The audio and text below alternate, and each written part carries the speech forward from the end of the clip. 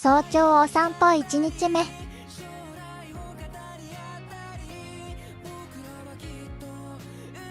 草のとこ怖かったけど、網網も怖かったから頑張ったの。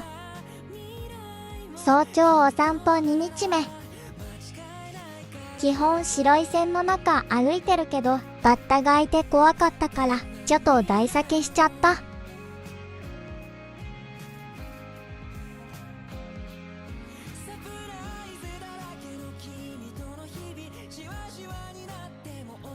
お魚もろたから宝物にした日。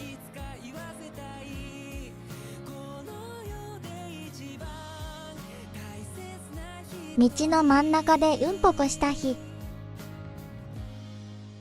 うんぽこ中